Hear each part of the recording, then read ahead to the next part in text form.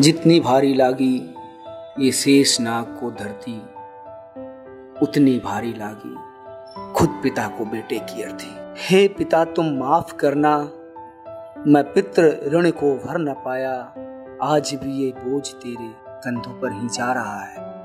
मैं पिता हूँ, हाँ देश के बहादुर बेटे का बाप। जी हाँ, कैप्टन उमर फयाज के अब्बू। मुझे दुख इस बात का है कि मेरे बेटे ने सरहद पर मौत के साथ दोस्ती नहीं की, लेकिन उससे भी ज्यादा दुख इस बात का है कि मेरे जांबाज बेटे को अपने ही लोगों ने खंजर मारा।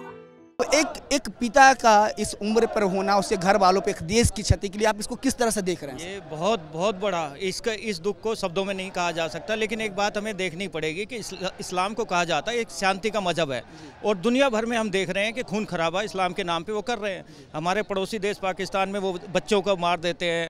सुबह का सूरज अपनी अंतिम पड़ाव की तरफ था, शाम अपनी सिलवटें समेट रहा था और रात अपनी चादर बिछा रही थी।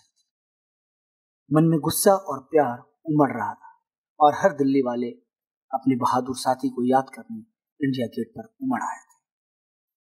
प्रतिक्रिया खामोश थी, सन्नाटा चिल्ला रहा था, मन में संवेदना के बादल उमड़ आए थे। हम इंडिया गेट पे खड़े हैं, जहाँ पे पूरी दिल्ली उमड़ आई है फयाज के लिए, जो हमारा साथी था, बहुत ही कम उम्र का साथी था।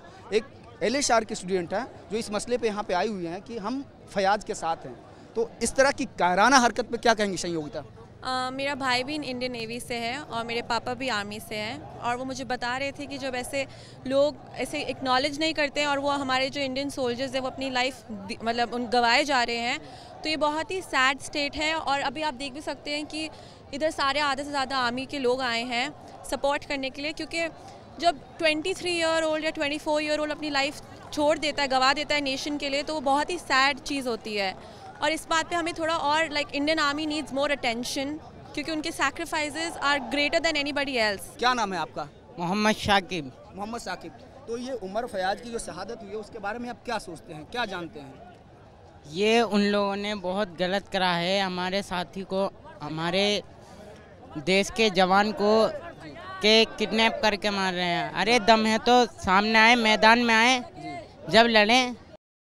माँ तुम्हारी थी शपथ मैं आज इंचों में कटा हूँ, कह रहे हैं शत्रु भी मैं जिस तरह पैदा हुआ था, लग रहा है सिंघनी की कोख से पैदा हुआ, लग रहा है सिंघनी की कोख से पैदा हुआ। माँ मैं लौट कर तो नहीं आऊंगा, पर तेरा बेटा तुम्हारे दूध का मतलब समझता है, मेरी कुर्बानी जाया नहीं जाएगी। हम अपने भटके हुए साथियों से गुजारिश करते हैं कि दोस्त घरों में पत्थर बरसाना बंद करो। ये मस्तक है हमारे हिंदुस्तान का, ये तिलक है हमारे प्यारे वतन का। चलो लौट चलें मेरे प्यारे जन्नत में।